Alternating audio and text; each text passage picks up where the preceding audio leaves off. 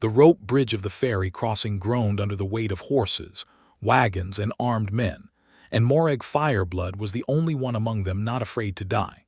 She stood chained at the wrists in the bed of the escort wagon, her clan colors, a sash of deep crimson and black, the crossed flame and axe of the Fireblood clan stitched in bone-white thread across her chest, soaked through with river spray and sweat. 20 years she had worn that sash into battle. 20 years since her father had first tied it around her shoulders and told her that a Fireblood warrior did not hide her colors, not from friend, not from enemy, not from death itself. She had believed him then. She believed it still, even now, being delivered like cattle to a human lord she had never met, to buy peace with her body because her people could no longer buy it with steel. The arrows came without warning, hissing out of the tree line on the far bank just as the first wagon's wheels struck the ford. One took the lead driver through the throat.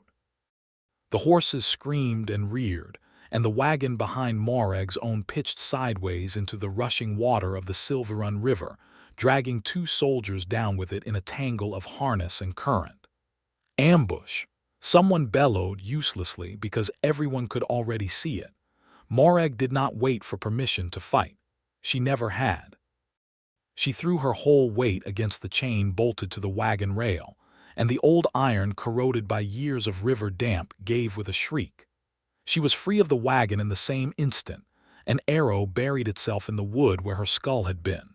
More attackers broke from the trees, not orcs but men, hard-faced and grim in mismatched leathers with no house colors, no banners, nothing that could be traced. Mercenaries or worse. They cut down 2 of her escort guards before the rest could even draw steel, and Morag understood in the space of a single heartbeat that this was no chance raid. Someone had known exactly where the peace convoy would cross, and exactly when. She fought with her bound wrists still trailing broken chain, using it as a flail to crack a man's jaw before wrenching his own blade from his dying fingers. She put that blade through the throat of the next man who came at her, and the one after that she simply threw bodily into the river. But there were too many, and the ford was chaos, and the current was strong, and when a mercenary's spear caught her across the ribs and sent her staggering off the crumbling bank, the weight of her armor did what a dozen enemies could not. The river took her. It closed over her head in a roar of cold and dark, dragging her downstream past the shattered pilings of the ferry crossing, and for the first time in 20 years of battle, Morag Fireblood felt something close to fear, not of dying, but of drowning like a hooked fish while men she had never wronged laughed on the bank behind her. David Reed was hauling a sack of milled flour down to his wheelhouse when he heard the screaming start upriver. He was not a soldier. He had never claimed to be. He was a miller, the third Reed to run the wheel on this stretch of the Silverrun, and his hands were built for grain sacks and grindstones, not swords. But he had grown up on this river, had swum every eddy and current of it since he was a boy, and when he saw the dark shape tumbling and thrashing in the water below the ford, sash and armor dragging it under again and again, he did not think. He dropped the flour sack in the mud and ran. He hit the water at a flat dive off the mill's loading dock, cutting the current at an angle his father had taught him decades before, and when he came up he was almost close enough to touch her. She surfaced once more, gasping, green-skinned and enormous, even half-drowned, tusks bared not in menace but in raw animal panic at the water filling her lungs, and David Reed, a man of no particular size, no particular fame, no particular importance to anyone but the village that depended on his mill, grabbed a fistful of her soaked sash and hauled with everything he had. "I have you," he shouted over the roar of the water. "Stop fighting me, I have you." She did not stop fighting him. Not at first. Even drowning, even half-blind with river water, some deep instinct in her lashed out, and her elbow caught him hard enough across the cheek to see stars. But he did not let go. He kicked for the shallows with her dead weight dragging at him, lungs burning, until his knees finally scraped gravel and he could plant his feet and drag her the rest of the way onto the bank by main strength and stubbornness alone. They collapsed together in the mud at the river's edge, both of them coughing up water, and for a long moment neither of them said anything at all. Then Morag Fireblood rolled onto her side, retched up another lungful of the Silveron, and looked at the man who had just pulled her from the river with an expression of pure, disbelieving astonishment. "You," she rasped, her voice like gravel dragged over stone, "are either very brave or very stupid." "Miller," David managed between breaths, pressing a hand to his bruised cheek. "Not a soldier. Wasn't really given time to decide which." She stared at him a moment longer, chest heaving, tusks bared not in threat now, but in something almost like a grimace of pain, and then her eyes rolled back and she went limp in the mud, unconscious, her clan colors spread out around her like a fan of blood in the dying afternoon light.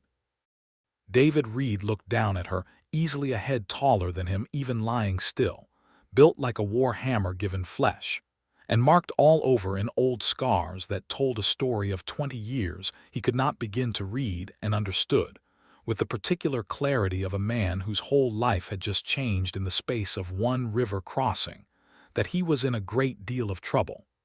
He got her back to the mill the only way he could manage, which was badly. He half dragged, half carried her up the bank, cursing under his breath the whole way, grateful that the mill sat apart from the main village by a quarter-mile of orchard and hedge, so no one saw a human miller hauling an unconscious orc warrior through his own back door. He laid her on the wide plank table where he usually sorted grain, checked her ribs where the spear had caught her bruised badly, maybe cracked, but the skin unbroken, and set about doing the only other thing he knew how to do for anyone in pain, which was building a fire and boiling water for clean cloth. She woke sometime after dark, and the first thing she did was try to kill him.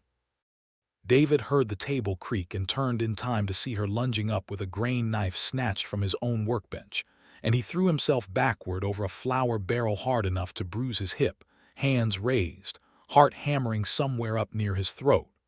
"I am not your enemy," he said quickly, loudly, before she could close the distance. "I pulled you out of the river not 2 hours past. Look at your own ribs before you gut me. You will find I already bandaged them." She froze, knife still raised, breathing hard, her amber eyes sweeping the small mill house, the sacks of grain, the modest hearth, the single narrow bed in the corner that told her plainly this was a poor man's home and not a soldier's barracks. Her gaze dropped to the linen bound tight around her middle, clean and carefully knotted, and something in her shoulders eased, though the knife did not lower. "Where are my colors?" she said. It was not a question so much as a demand. David nodded toward the drying line strung near the hearth, where her sash hung dripping, the crimson and black darker now with river silt, the bone-white stitching of the flame and axe still visible beneath the grime. "Wet through. I hung it to dry same as I would my own shirt. Did not think it was mine to throw away."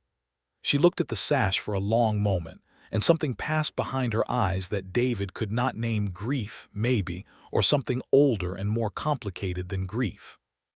Then she lowered the knife slowly and set it back on the table with exaggerated care, as though proving to herself as much as to him that she would not use it. "I am Morag Fireblood," she said. "Daughter of Morag Fireblood, war leader of the Fireblood clan these 20 years.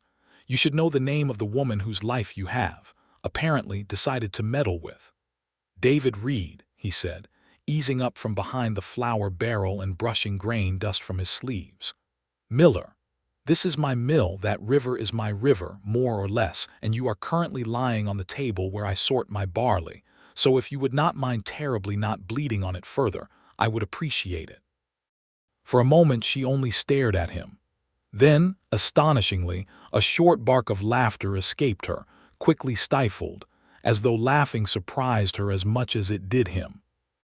"A miller," she said, "pulled Morag Fireblood from the Silveron and then complained about his barley." "In my defense," David said, "the barley was there first." She studied him again, more carefully this time, taking in the plain wool of his shirt, the flour still caked pale in the creases of his knuckles, the bruise already purpling on his cheek where her elbow had caught him. Whatever she saw seemed to soften something in her, though her voice when she spoke again had gone low and serious.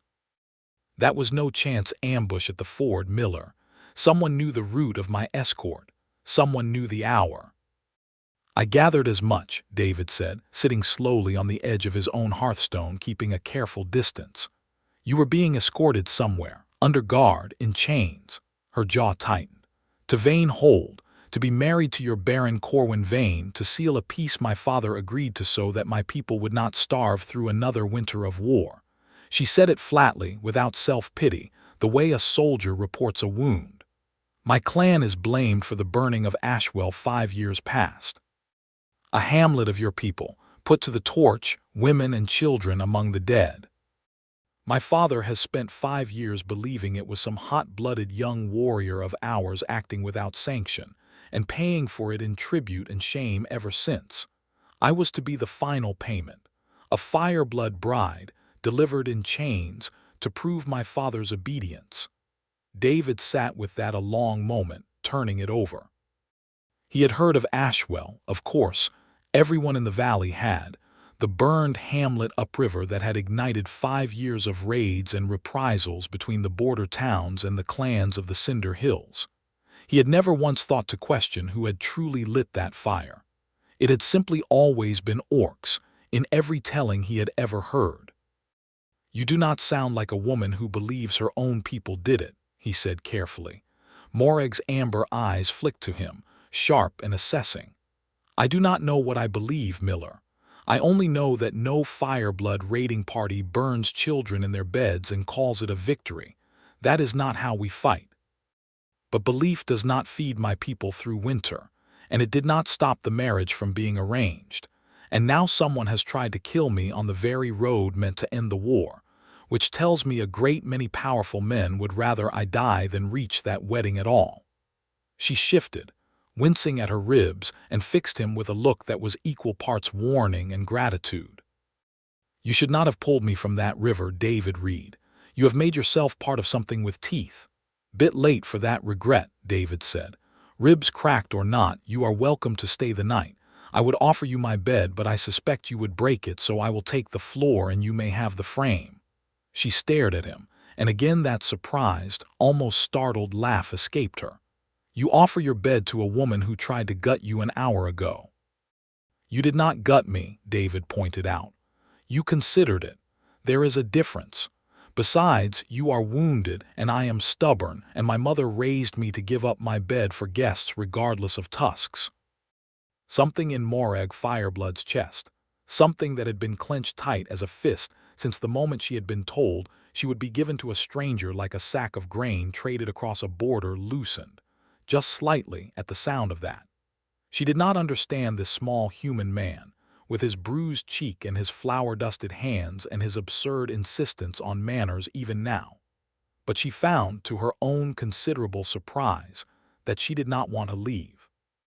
Word travels fast along a river valley, faster still when a village has spent 5 years jumping at every shadow from the Cinder Hills, and by mid-morning half of Reed's Crossing had heard that the miller had an orc in his mill house. David tried to keep her hidden another day at least, long enough for her ribs to knit and for them both to think through what came next, but Morag Fireblood was not a woman built for hiding. And when the mob came up the orchard path with pitchforks and a rusted old boar spear someone had dragged out of a barn, she walked out to meet them rather than cower behind David's door. "Get back inside," David hissed, already moving past her toward the small crowd gathering at the edge of his mill yard, a dozen villagers, faces he had known his whole life. Godwin the blacksmith at the front with a hammer held like a weapon, old Mara Holt from the crossing in wringing her apron in her hands, and behind them others he had shared bread and ale with for 30 years, all of them looking at Morag Fireblood as though the devil himself had crawled up out of the Sylvirun. "She'll bring the whole clan down on us," Godwin shouted, hammer raised. "You have lost your mind, David Reed, sheltering that thing under your roof." "That thing," David said, planting himself squarely between the blacksmith and Morag, "pulled 6 men off my own ferry crossing before she was thrown into the river half-drowned by an ambush none of you know a thing about. I fished her out myself. She would have died in the Silver Run same as any of us would, and I will not stand here and listen to you call the woman I saved a monster in my own mill yard. She's Fireblood, someone else called out, a farmhand David only half recognized. Same clan that burned Ashwell. I did not burn Ashwell, Morag said, and her voice carried across the yard with the flat, unshakable authority of a woman who had commanded warriors for 2 decades. I was not there. My clan has paid for that crime in blood and tribute for 5 years, though none of us lit that fire, and I was being sent to marry a lord I have never met to pay for it further, and someone tried to murder me on the road to stop even that piece from happening. If you want a monster, villagers of Reed's Crossing, I suggest you look for the men who ambushed a peace convoy and ask yourselves who profits from a war that never ends. The yard went very quiet. Godwin's hammer wavered just slightly. Mara Holt's hand stilled on her apron. She's telling the truth, David said into that silence, stepping closer to Morag's side, close enough that his shoulder nearly brushed her arm. I saw the ambush myself. Mercenaries, not clan warriors. Someone wanted her dead before that wedding could happen, and I mean to find out who, because whatever else is true, an orc woman does not throw herself off a ferry crossing to drown for sport. It was Mara Holt who finally broke the standoff, stepping forward with the particular weary authority of a woman who had run the village in through 3 bad harvests and 1 small war, and had no patience left for foolishness. David Reed has never once lied to this village in 30 years, she said. If he says mercenaries, I believe mercenaries. Put the pitchfork down, Godwin, before you take someone's eye out. Slowly, reluctantly, the crowd's weapons lowered. It was not trust, not yet. David could see that plainly in the wary, sidelong looks they still threw at Morag, but it was enough to buy them time, which was all he had asked for. You cannot stay here long, he murmured to her once the villagers had dispersed, still muttering, back toward the village proper. Whoever ordered that ambush will come looking eventually, and I would rather you were not standing in my mill yard when they do. Nor would I, Morag said grimly, considering you insist on standing directly in front of me every time danger arrives, Miller. It is a poor habit for a man with no sword. I have a very good grain knife, David said. I noticed, Morag said dryly. I nearly used it on you. They looked at each other, and despite everything, the ambush, the mob, the 20 years of war between their peoples pressing down on the moment, something passed between them that felt almost like the beginning of a joke shared between old friends, warm and unexpected and entirely out of place given the circumstances. They left before dawn the next morning, striking up along the Silver Run's northern bank into the wooded hill country, because David had realized overnight that whoever wanted Morag dead would soon think to search the mill, and because Morag herself had decided, after a long night of turning it over, that she would rather find out who had ordered her death than walk blind into a wedding that had already nearly killed her once. You do not have to come, she told him flatly as they packed a small satchel of bread and dried meat in the gray hour before sunrise. This is not your war, Miller. It became my war the moment I fished a war leader out of my own river, David said, tying off the satchel strap. Besides, you will need someone who knows this valley, every ford, every deer trail, every farmer who owes me a favor for grinding his grain on credit through a hard winter. I know this land the way you know a battlefield. And if it costs you your life. David paused at that, considering the seriousness in her amber eyes, the way she asked the question not as a challenge, but as something that genuinely troubled her. Then it costs me my life doing something that matters, he said simply, instead of grinding grain until I am old and forgotten. I would rather that, honestly. Morag looked at him for a long moment, something unreadable moving behind her expression, and then she reached out and with surprising gentleness for hands that had broken iron chains without effort, adjusted the collar of his coat where it had folded wrong. Then we go together, David Reed, she said. But you will listen when I tell you to run, and you will not stand between me and a blade again without asking me first whether I wanted the favor." "No promises," David said, and she laughed, a real laugh this time, low and warm, entirely unguarded, and something in his chest turned over at the sound of it. They followed the river north through beech forest and stone-fenced pasture, keeping off the main trade road, and the miles wore away in easy conversation that surprised them both with how easily it came. Morag told him, in halting pieces, of the 20 years since she had first pulled on her clan colors as a girl of 18 of raids and winters, and the slow grinding weight of leading warriors who trusted her with their lives. David told her of the mill, of his father who had built the wheel with his own hands, of a village that depended on him more than it ever thanked him, of a life that had felt, before the river took her past his dock, rather quiet and small. "You do not strike me as a small man," Morag said, when he admitted as much beside a cook fire on their second night out, the Sylvirun murmuring somewhere below them in the dark. "A small man does not dive into a flooding river for a stranger."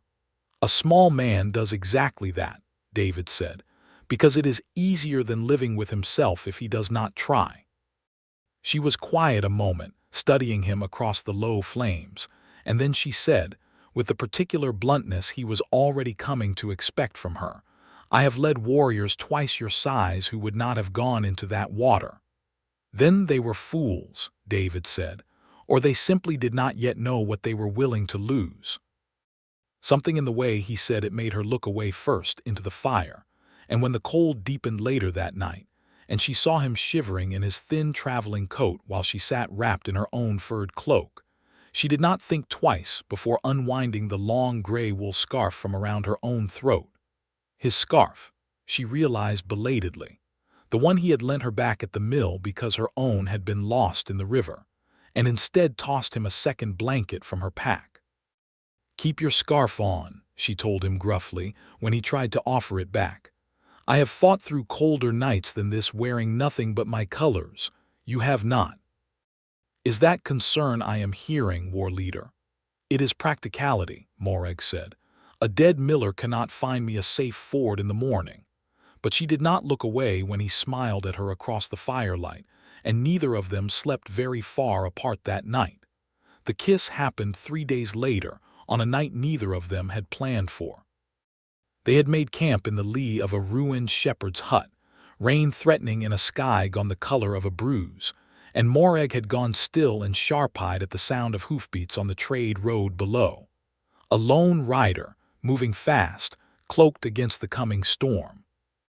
David had frozen where he crouched over their small fire, but Morag was already moving, quiet as a shadow for a woman her size, circling wide through the brush to come at the rider from behind. She took him from his horse with brutal, efficient speed, one arm locked around his throat until he stopped struggling, and dragged him back to the fire where David waited with his heart still hammering. The rider was a courier, young and terrified, and the sealed letter case at his belt bore a wax stamp neither of them recognized at first, until Morag broke the seal and read the contents by firelight, her expression darkening with every line.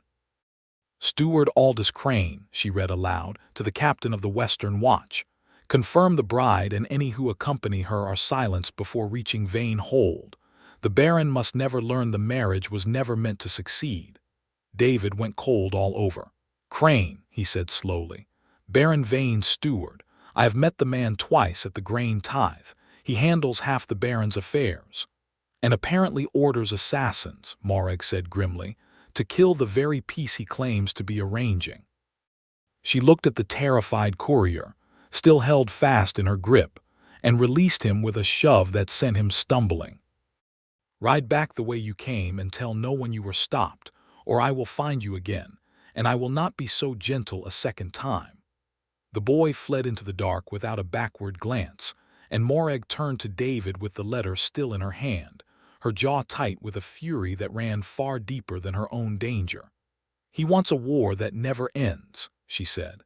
"My father spent 5 years believing my people owed a debt of blood for Ashwell. If Crane ordered that convoy destroyed, what if he ordered Ashwell burned as well? What if this entire war was never about my people at all?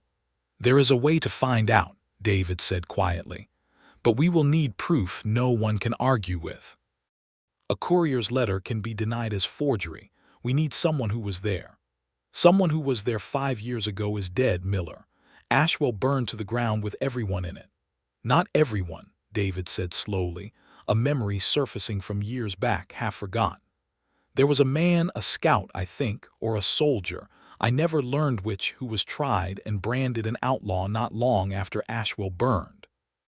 I remember, because my father spoke of it at the time, how strange it seemed that a man was punished so harshly and so quickly, before the fires at Ashwell had even properly gone cold. They said he deserted his post that night, branded him for it, and cast him out into the hills. He has lived wild in the old watchtower ruins north of here ever since, or so the traders say. Folk call him mad, dangerous. I always assumed there was truth in it. Morag's eyes sharpened. A man punished the very night Ashwell burned and sent away before he could speak of what he saw. It could be nothing, David admitted. It could be exactly what it looks like. Then we find him, Morag said, folding the letter carefully and tucking it inside her sash, against her heart, beside 20 years of clan colors. Before Crane's men find us first. The storm broke over them not an hour later, and they took shelter together beneath the low overhang of a rock shelf, pressed close against the cold and the driving rain. And it was there, in the dark, with thunder rolling over the hills and Morag's shoulder warm against his own, that David finally said the thing he had been holding back for 3 days. I do not know how to say this without it sounding foolish, he said, given everything that is happening. But I am glad the river took you past my dock, Morag Fireblood. I am glad, whatever comes of it. She turned to look at him in the dark, rain dripping from the rock overhang between them, her amber eyes catching what little moonlight broke through the clouds. That is a strange thing to be glad of, Miller. I nearly drowned. I still might die on this road. I know, David said. I am glad anyway. For a long moment neither of them moved. Then Morag reached out, slow and deliberate, and cupped his jaw in one enormous hand with a gentleness that seemed to surprise her as much as it did him, and kissed him. It was not a soft kiss. Not at first. There was too much hunger built up behind it for that. Too many days of banter that had been a kind of courtship neither of them had named aloud. But it gentled, slowly, into something achingly tender, David's hands rising to find her waist, Morag's other hand tangling in his hair as though she meant to anchor herself to something solid in a world that had tried twice now to kill her.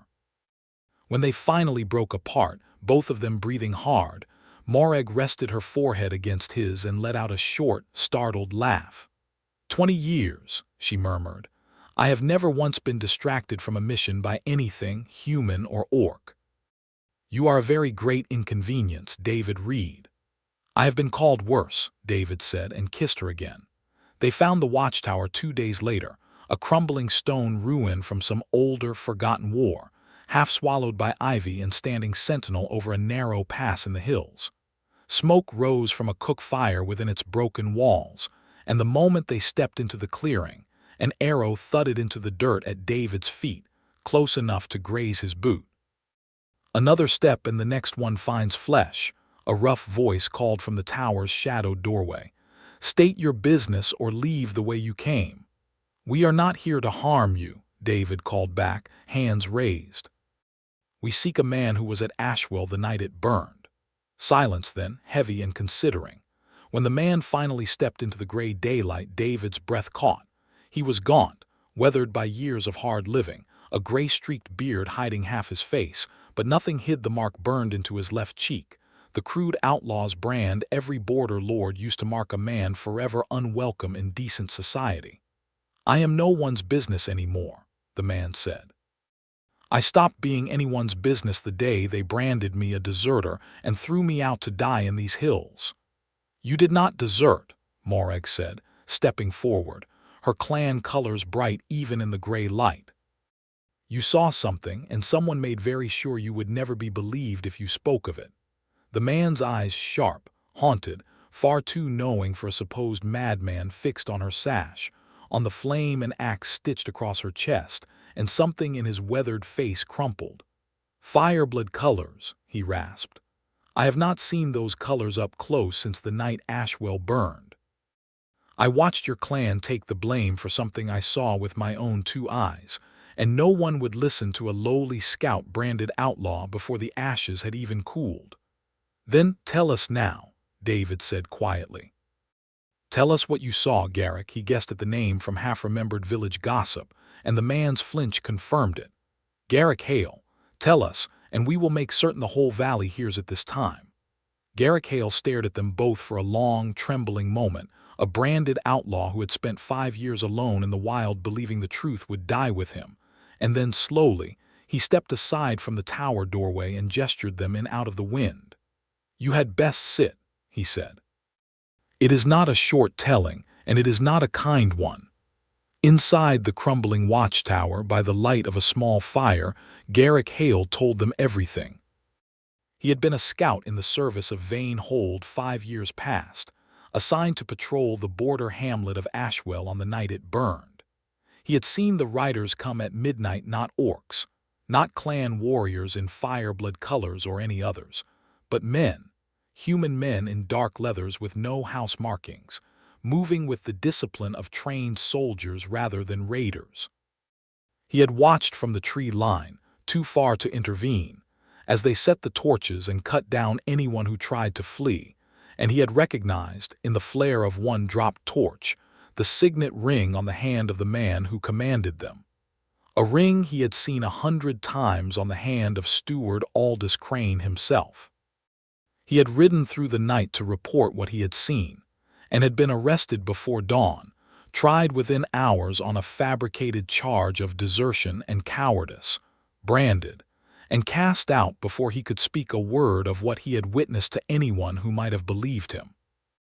Crane, it seemed, had moved with terrifying speed to bury the truth beneath a story already forming in every frightened mouth in the valley, that the orcs of the Cinder Hills had done this thing, that war was the only answer, that tribute and eventually a peace bride would be needed to end the suffering Crane himself had engineered.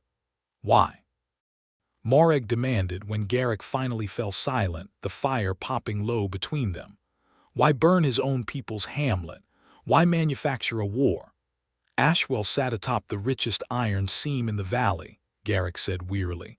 "Land the Baron would never have sold, not while decent folk lived there working it as farmers. But land emptied by an orc raid, land the Baron's own steward could quietly claim in the name of border security, while war taxes lined his own coffers year after year, that is a different matter entirely. I have had 5 years alone in these hills to piece it together, for all the good it has done me."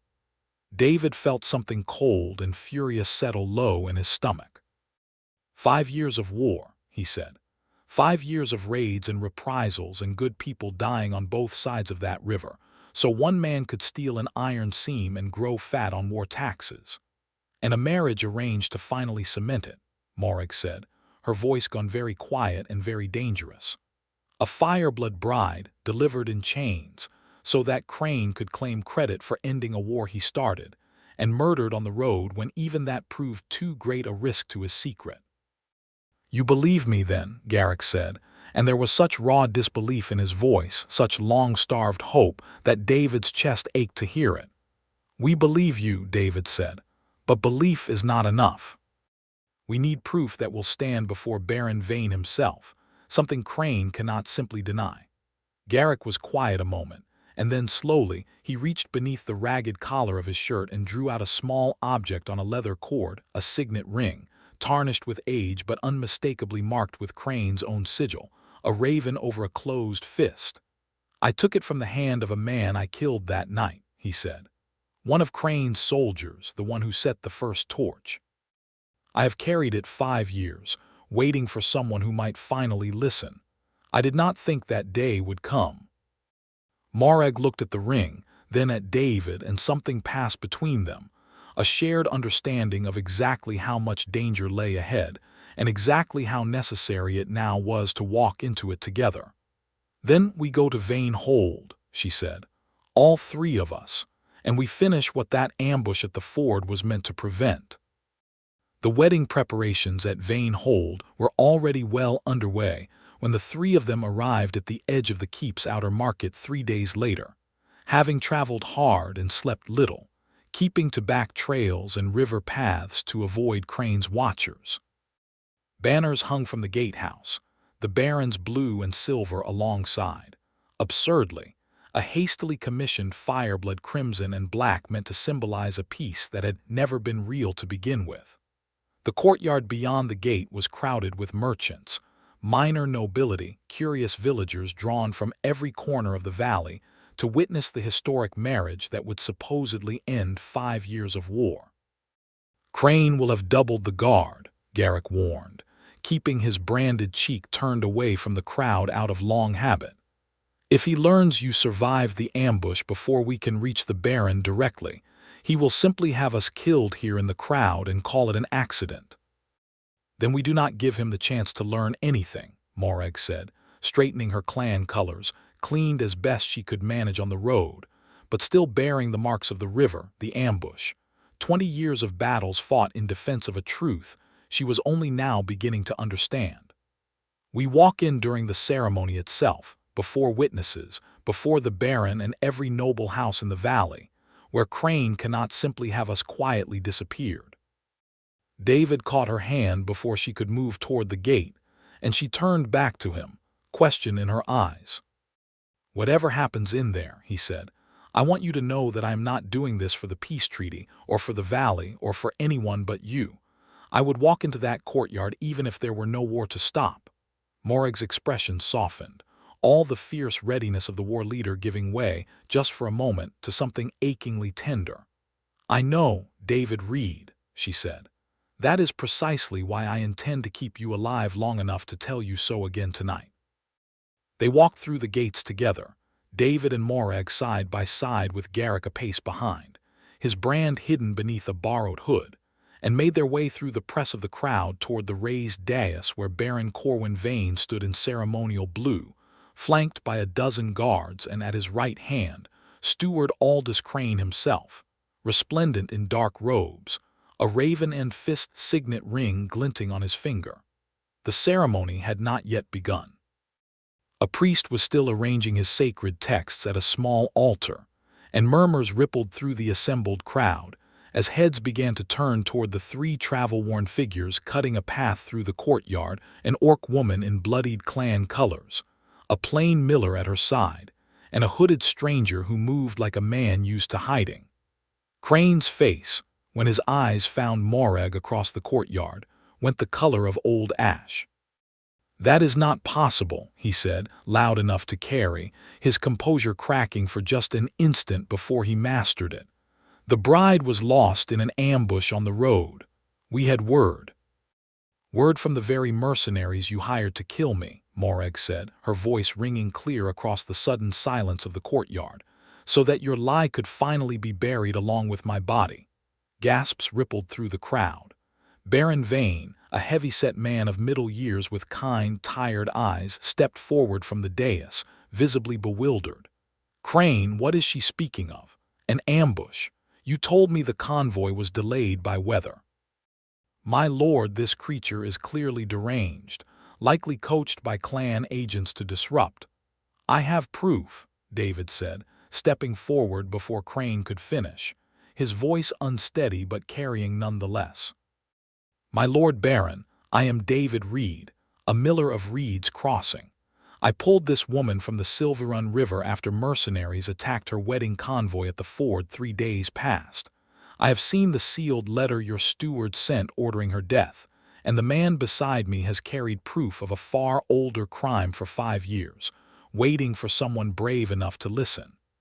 Garrick Hale pulled back his hood. The crowd recoiled as one at the sight of the brand burned into his cheek, whispers of outlaw and criminal rippling through the assembled nobility, and for a moment David feared the moment would be lost entirely to fear and prejudice, exactly as Crane no doubt intended. But Garrick did not flinch. He stepped forward, drew the tarnished signet ring from beneath his shirt, and held it aloft for the Baron himself to see. "My Lord Vane," he said, his voice hoarse but steady, "I was branded a deserter 5 years ago and cast out to die because I witnessed the true burning of Ashwell with my own eyes. It was not clan warriors who put that hamlet to the torch. It was your own steward's soldiers, dressed to look otherwise, acting on his direct order, so that he could seize the iron seam beneath that land and build 5 years of war taxes and false tribute atop the graves of innocent people. This ring belonged to the man who set the first torch. I took it from his hand the night I killed him trying to stop the slaughter, and I have carried it ever since, waiting for a chance to prove I never deserted anything but a lie I was never permitted to speak." The courtyard erupted into chaos. Baron Vane stared at the ring, then at his steward, and something in his kind, tired face went hard and cold in a way David suspected the man had rarely allowed himself in years of quiet governance. "Crane," he said very quietly in a voice that somehow carried further than any shout, "is that your ring?" Crane's composure shattered entirely. "Guards," he shouted, backing toward the edge of the dais. "Seize them. They are clan agents sent to disrupt the peace." "The only agent of disrupted peace here," Morag said, stepping forward with the full weight of 20 years of command in her voice, "is the man who has spent 5 years profiting from a war he started himself, my Lord Baron. Ask him why his own hired mercenaries attacked a peace convoy he claimed to have arranged in good faith. Ask him why a branded outlaw has carried proof of his crime for 5 years in fear of his life." Crane's hand dropped to the hilt of a dagger at his belt, and for one terrible moment David thought the steward meant to fight his way free through the crowd. Instead, the man turned and bolted toward a side gate, shoving through startled nobles and guards alike. David did not think. He simply moved, cutting across the dais at an angle, and caught Crane's fleeing arm just as the steward reached the gate, throwing his own weight into the man hard enough to send them both sprawling across the flagstones. Crane's dagger clattered free across the stones, and before he could scramble for it, Morag was there, one boot planted firmly on his chest, pinning him flat with no more effort than she might have used on a startled child. "You will answer for Ashwell," she said, low and terrible, "and for the ford, and for every soldier and villager who died to fatten your own purse. But you will answer for it before your Baron and this entire valley, not in some quiet grave I will not dig for you." Baron Vane's guards took Crane into custody amid a courtyard gone utterly silent with shock, and the Baron himself descended from the dais to stand before Garrick Hale, studying the brand on his cheek with an expression of genuine, weary grief. 5 years, Baron Vane said quietly. 5 years I let a man burn for a crime I now understand he did not commit, and 5 years of war I allowed to continue believing a lie my own steward fed me. I cannot undo that, Garrick Hale, but I can end it here. He turned to a nearby guard captain. "Strike the brand from the record. This man is no outlaw. He is the reason this valley finally knows the truth." Then the Baron turned to Morag, still standing with her boot upon Crane's chest, her clan colors bright with old blood and river silt, and the dust of the road that had brought her here, and something in his tired eyes softened with genuine shame. "Lady Fireblood," he said, "I owe you an apology I do not know how to properly give. You were to be given to me in marriage as tribute for a crime your people never committed, delivered in chains for a peace built entirely on a lie. That is no peace at all, and no marriage I will accept upon such terms. I release you from any obligation, freely and with what remains of my honor. Whatever peace this valley builds from here, it will be built on truth, and on the word of your father, treated as an equal rather than a debtor." The crowd, so recently ready to turn on her, began, slowly, to murmur its assent, and somewhere in that murmur David heard something shift in the valley's long, bitter history. Not healed all at once, not entirely, but cracked open at last to let the truth in. Morag stepped back from Crane, allowing the guards to haul him fully to his feet, and turned to find David watching her from a few paces away, his shirt torn from the scuffle, a fresh scrape darkening along his jaw. "You tackled the Baron's own steward," she said, something between disbelief and fierce pride coloring her voice. "A miller."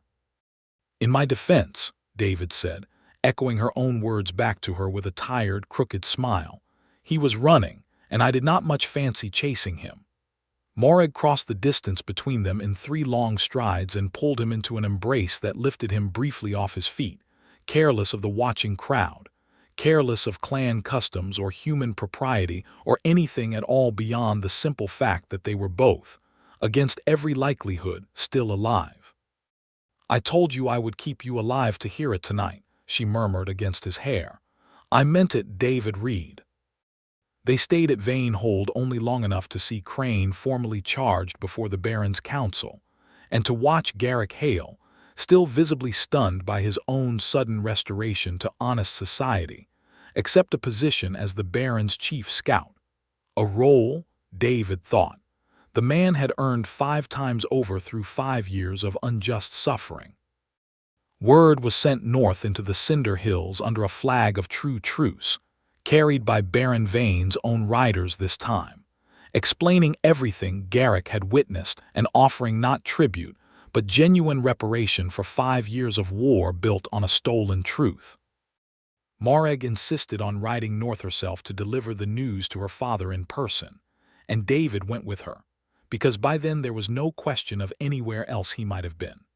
They found Chief Morag Fireblood in the clan's war camp among the Cinder Hills, a grizzled, powerfully built orc whose face, so like his daughter's in its fierce plains, crumpled with an old grief finally allowed to lift when Morag laid the truth before him. 20 years I have watched you carry our colors into every battle this war demanded, Morag said to his daughter, his voice thick, believing always that we owed a debt we could never fully repay. You have given me back something I thought I had lost long ago, Morag, not just peace, the truth. He studied David for a long moment then, this small human man standing quietly at his daughter's side, and something in his weathered expression turned assessing rather than hostile. "You are the miller who pulled her from the river," Morag said. It was not quite a question. "I am," David said, holding the chief's gaze despite every instinct telling him to look away. "My daughter has worn the colors of this clan into every battle for 20 years, Morag said slowly. "She has never once in all that time looked at any man or woman the way she looks at you now.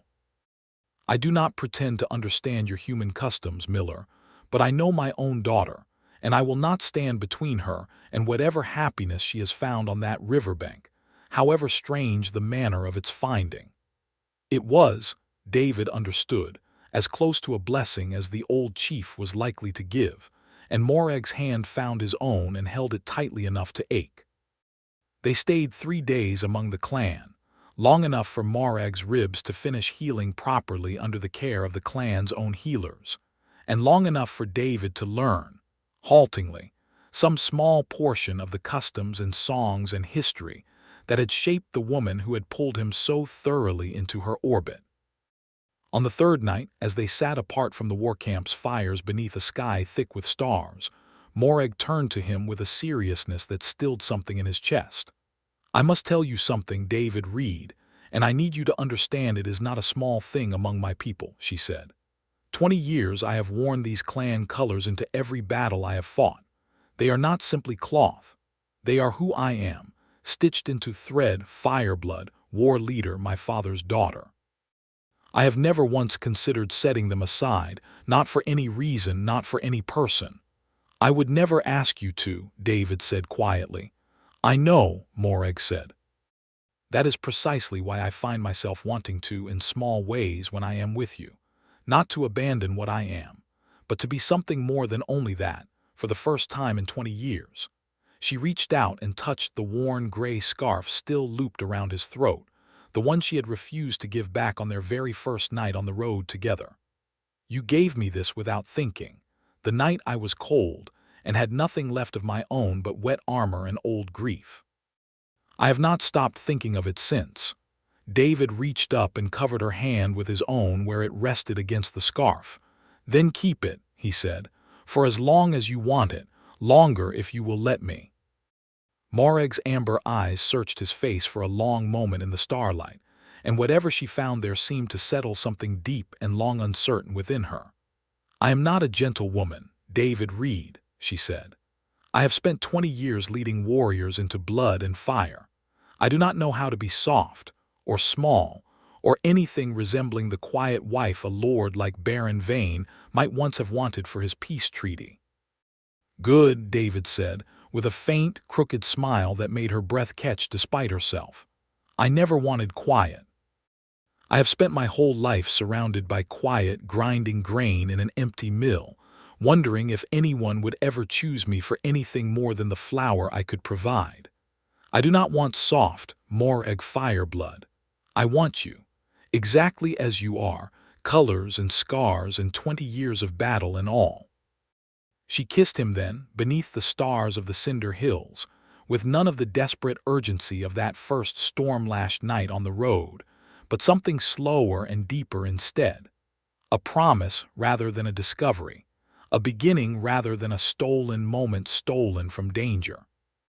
When they finally drew apart, she rested her forehead against his, exactly as she had that first rain-soaked night, and let out a low, unsteady laugh. "Come home with me to your river valley, Miller," she murmured. "I find I am tired of war camps and battlefields.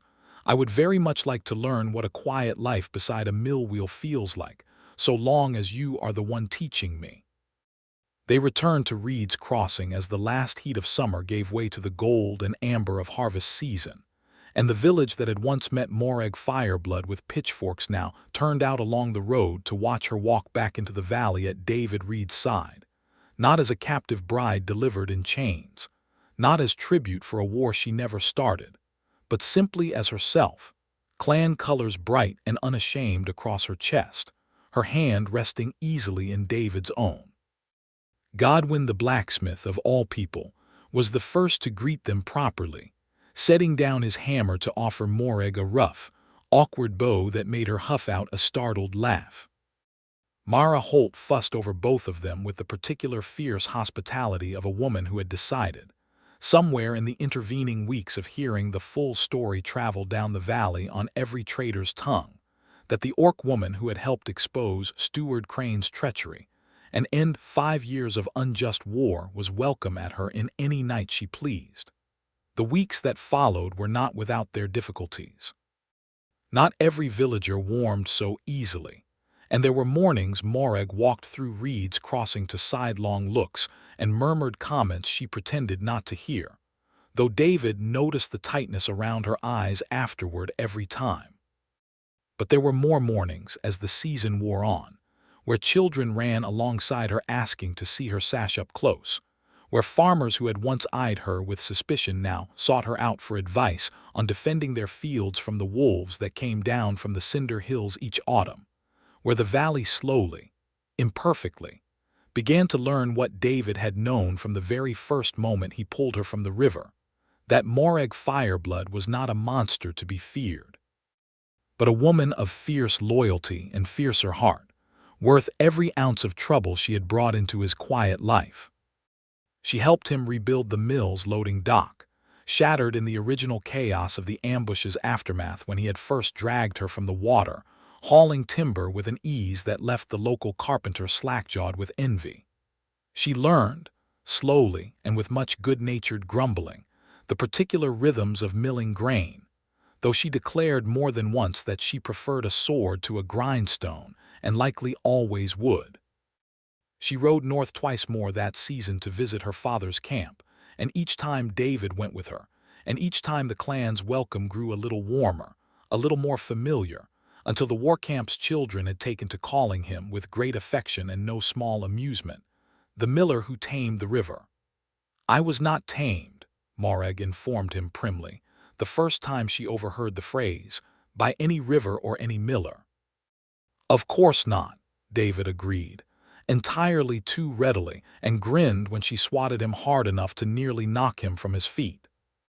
Autumn deepened into the valley's harvest festival, the first in 5 years to be celebrated without the shadow of war hanging over every gathering, and the whole of Reed's Crossing turned out along the riverbank to mark it with bonfires and shared bread. And for the first time in living memory, a handful of Fireblood clan warriors invited down from the Cinder Hills as honored guests rather than feared enemies. Baron Vane himself sent word of the festival's blessing, along with formal reparations for Ashwell's rebuilding, and a treaty of true peace signed not in chains and tribute, but in mutual acknowledgement of a wrong finally set right. It was late that night, long after the bonfires had burned low, and the last of the festival's guests had wandered home or fallen asleep beneath the stars, that David and Morag finally found their way back to the quiet of the mill house alone, the Sylvirun murmuring steady and familiar beyond the walls that had first sheltered her, wounded and wary, all those months before. What passed between them that night was neither hurried nor uncertain, but something both of them had been building toward since a storm-lashed night beneath a rock overhang in the hills, slow and warm and achingly tender. 20 years of careful battlefield discipline set gently aside in favor of something neither of them had words for beyond simply choosing each other, fully, without reservation, in the quiet dark of a home that had somehow, impossibly, become theirs together. When David woke the next morning to soft gray light spilling through the mill house's narrow window, the wheel already beginning its slow, familiar turn outside, he found Morag Fireblood sitting up beside him at the edge of the bed, her clan colors folded with careful reverence over the back of a nearby chair, 20 years of battles and grief and pride resting there, no longer worn but never abandoned either. Around her throat instead, wrapped loose and easy, was his old gray scarf, faded soft with wear, the same one he had given her without a second thought on the first cold night of their journey together. She caught him watching and smiled, unguarded and entirely without the fierce readiness she had carried into every waking moment of the 20 years before this one. "I have worn my clan colors into every battle for 20 years, David Reed," she said softly, reaching up to touch the worn wool at her throat. "I intend to keep wearing them. I am not done being Morag Fireblood, war leader, daughter of Borak, and I never will be." "I would not want you any other way," David said, reaching up to brush a strand of dark hair back from her face. "But this morning," she continued, her voice dropping lower, warmer, "I find I wanted something else around my throat instead. Something that does not belong to war, or to battle, or to 20 years of grief I carried believing my people owed a debt they never truly owed." She caught his hand and pressed it against her heart, against the worn gray wool resting there. "Something that belongs only to you, and to this river, and to the quiet life I did not know I wanted until a stubborn, brave, entirely too foolish miller pulled me out of the water and refused to let me go." David sat up slowly and gathered her against him, and she came willingly, folding herself into his arms with none of the wariness of that first suspicious night on his sorting table, only warmth, only certainty, only the settled peace of a woman who had finally, after 20 years of war, found something worth staying for. "Stay," he murmured against her hair. "Not just this morning, all of it. The whole quiet, ordinary life of it, river and mill and harvest festivals and all." "I intend to," Morag Fireblood said, and there was no war leader's command in her voice this time, only a promise, simple and complete. "I chose you at that ford, David Reed, whether I understood it yet or not. I am not in the habit of unchoosing what is mine." Outside, the mill wheel turned on, steady and unhurried, marking out the rhythm of a life neither of them had expected and both of them had somehow, against every likelihood the valley's long history of war might have predicted, come to call home.